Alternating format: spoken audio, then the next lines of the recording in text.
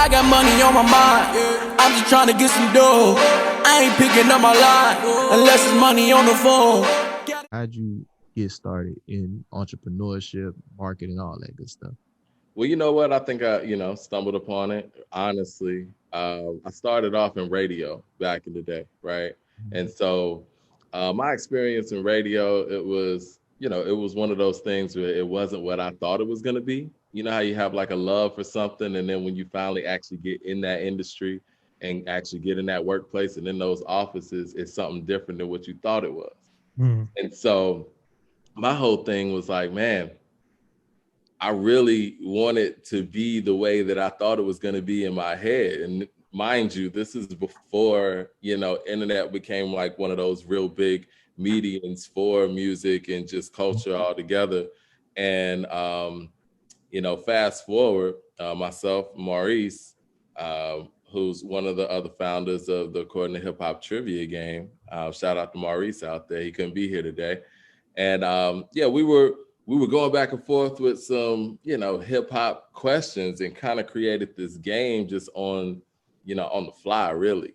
And then it turned into one of those things where we were like, okay, well, we got to promote the game. So we got to create a Facebook page. We got to create a Instagram page. And we did that. And so I was kind of controlling that. And I just kind of got addicted with it. And then it turned into a platform where people were speaking about hip hop, and then turned into a platform where there were discussions about, the latest and greatest in hip hop. And then we started informing people, just listening to the public. And then next thing you know, this thing turns into a full out media platform.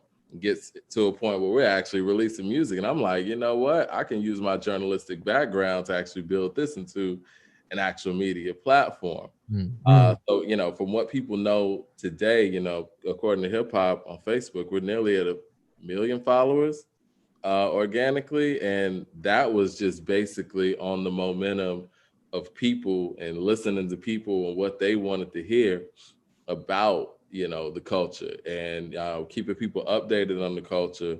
And so, like I was telling you guys offline, we were like, you know what, let's go back and hit people with this trivia game that was initially supposed to be an app. And we were like, you know what, let's do this in physical form. People can enjoy the actual game of According to Hip Hop. So we're kind of having to dial back a little bit and let people know that not only do we have this media platform, but we're getting back to the essence of what it is and, putting this trivia game out there. But to answer your question, yeah, my start in radio kind of inspired that journalistic side of, what the platform became and what it, has continued to grow on to be in original content. And it's amazing to see that radio is not the end all be all for artists anymore, the way it used to be.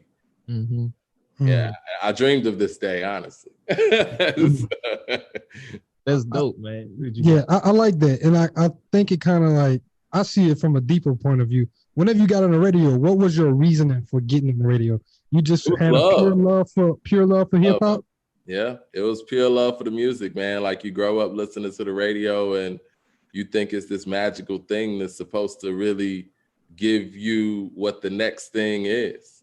I don't listen to the radio anymore, but you know how you get in like a rental car or something sometimes, and a radio station's on, and I was listening to the radio and they were kind of like, how they give you that teaser, like, well, when you get back from this message, we're gonna let you know this, and this as far as news goes. And I'm like, you can't even do that anymore. Somebody just pull up their phone and just Google it. You know what I'm saying? Like, you can't, there's no dangling carrots anymore with radio. Like, radio's definitely lost that magic. And I don't know, I guess by chance, I mean, maybe I saw it and didn't know what I was seeing, but by chance I chose another direction, and I'm glad I did. That's what's up though. Like, and I like that you let your background in radio kind of like influence that, like really help to shape that brand out. So I kind of want to get into the building of the marketing side of According to Hip Hop. So like you said, you started Facebook groups and these things. You were just kind of listening to your audience. Could you tell people like what that really looks like in terms of like growing and scaling to 1 million followers organically? Yeah, honestly, current trends and current topics it's one of those things where I don't want to say it's trial and error to an extent, but it kind of is, right? You know, like you never know what piece of content that you're going to post up there is actually going to go. Like sometimes, you know, the things that you think are going to be huge aren't. And sometimes the things that, you know, you had no idea were going to be huge, you know, go do like 1 million views or something. I remember posting this, it was like a Christian cipher or something like that, where they were rhyming. And it was just something that I saw on a friend of mine's timeline. I just thought it was cool. And, you know, I posted it on the, you know, according to hip hop, it just went crazy, you know, millions of views. I mean, viral type of stuff. And those are the things that really do get you that organic growth from the ground up when people really haven't heard of your brand. And then they go back in that log and they see that, okay, you have been doing work. And then that's how people really get addicted to your platform. Because a lot of people I tell who are starting, you know, social media pages, they get discouraged early because they don't see that interaction on some of their posts early. But when you do have that hit, people will go back and see all those things and see that you have been doing work. So consistency is the key on so many levels, because you just don't know what piece is going to actually be that jump off point. And once you do get something that jumps off, people need to see that you're constantly posting, and you have to get into that constant habit of posting where you know what's going on and have the pulse of what's going on out here. That's what the growth is. It doesn't happen immediately, but it happens. I'm glad you touched on that, because this social media game is definitely a long-term play. It's not get in and just run it up. Like everybody starts with 0 followers, like, and you got to do it off the rip. You can cheat, you can buy followers and stuff like that, but that following is not going to be an organic, targeted following. You're not going to have people. Yeah, it's not sustainable either. And, you know, you can clearly see when somebody doesn't have that kind of organic following and like you said, cheat, because it doesn't stay, it drops off and people don't see the engagement, or whoever you're trying to get to see that engagement aren't seeing the engagement that really attracts, you know, advertisers, or however you're trying to do it. Or if you're trying to sell a product and you don't have real followers, you're not selling it to real people. So it's like, I don't know. I you know, people do it for clout sometimes and just want other people to see that they got numbers. But at the end of the day, what are you cheating for if it's not turning into real dollars? Mm-hmm. The numbers don't mean nothing if it ain't producing a tangible result. I like right. That. And I got a question. So when did you realize this was like a business that you can actually grow? What was that moment when you're like, I think I actually got something here? I mean, when you see that, you know, you see that people are constantly going on your platform, right? Like when you see the analytics and you're seeing, like, even on your website, because before, well, long story short, there was a previous Facebook page that we did that got up to like 248,000 followers, and Facebook removed it because of some copyright stuff. And this was when Facebook was not really muting people's audio. They just went back and just, you know, hit the page with a bunch of violations and removed it. And I was like, you know, if I have to start over, which I did, and grow this thing organically again, I'm going to make sure that we have the website in place. I'm gonna make sure that we have, you know, the app in place. I'm gonna make sure that we're good on all other social media platforms. And at that point, I'm like, okay, this is definitely a business. We had an opportunity here where we could have capitalized off of the people that we had on this original page, and we didn't. So yeah, that was the moment when I really knew that, yeah, this has to bring in the money that we possibly could have. You don't want to leave money on the table, but yeah, when you see that people are addicted to your platform and are on there every day, that's when you know you have a possible business opportunity. And I'm glad you mentioned that, like, the second time around that you learned that you needed to have like other platforms in place and ways to own your own traffic. So like, can you speak more to like with a website, how can somebody go in and start owning their own traffic that way? Well, you know, obviously subscribers and getting email addresses. And I know that's not, you know, me as a user, and me and Maria debate about that all the time. Emails are very, very, you know, useful. But me as a user, I hate having to go to sites where they hit you with the little pop-up and all of that stuff, but if you don't do that, the users that, you have on your platform, they don't belong to you. They belong to that social media platform that they're on. So yeah, collecting emails, turning your followers into customers to a certain degree, or, depending on whatever product you're selling, that is how you control your own data and just having that relationship with that customer.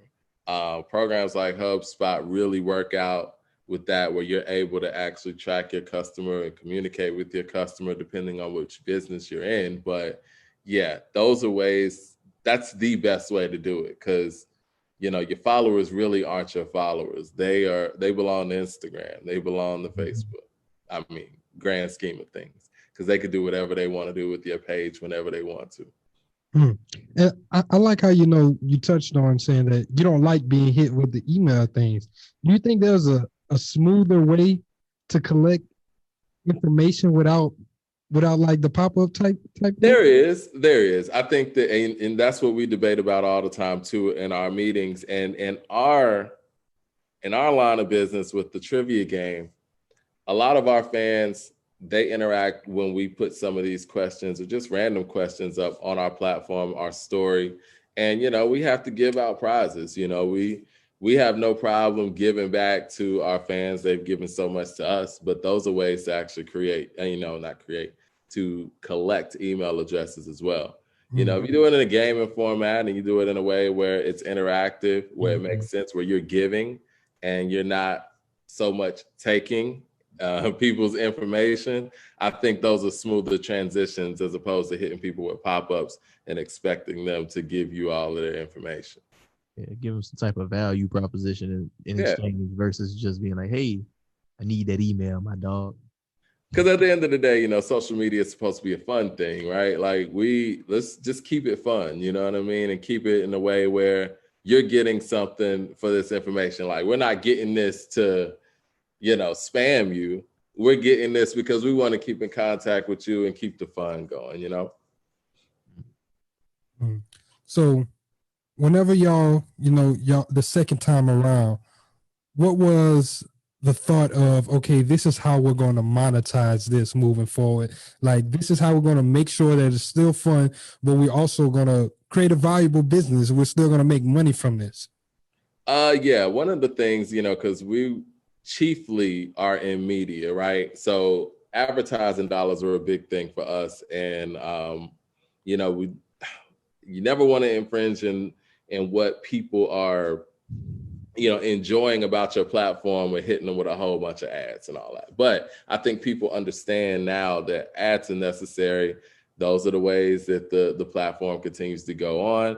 And honestly, we're blessed to be in a position where we do have a lot of people that we reach to. And so we give back to artists who want to promote their music, in addition to other brands that want to, get their brand on a large platform. But I think that the biggest thing that I wanted to do, I wanted to make sure that we had products that were personal to ourselves, like the trivia game, like the yearbook that we were speaking about earlier. And these are things that people can know the brand for. And these are things that, we can monetize on. Everybody wins. I think that the advertising is great, and I love advertising dollars and all that stuff. But for me, when you're able to give people a product and, and they enjoy it, they get something, we get our, revenue, everybody wins, I got money on my mind, I'm just trying to get some dough. I ain't picking up my line unless it's money on the phone.